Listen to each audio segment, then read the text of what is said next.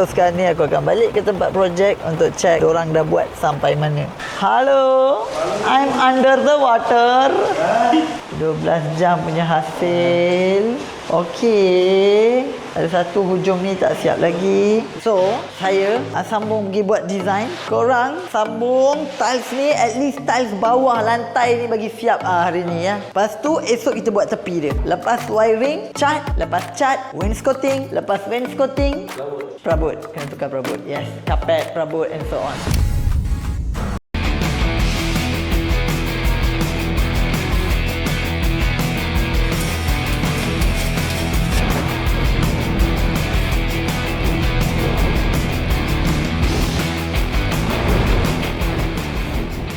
Sekarang ini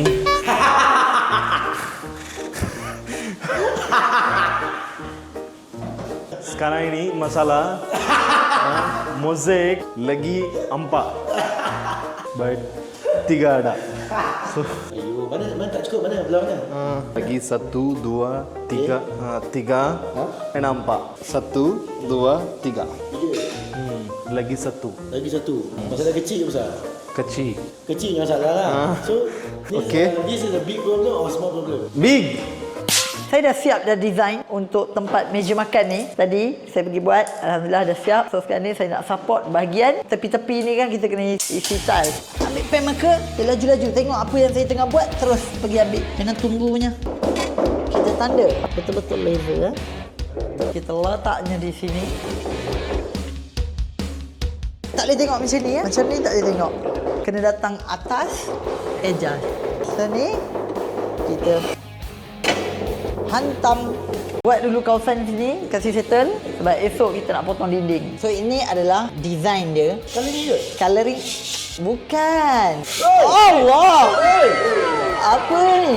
Allah. Macam ni kita dia ni. Macam main club tu.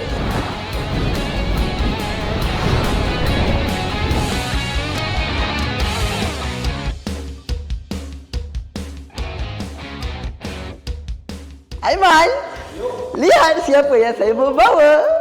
Wow.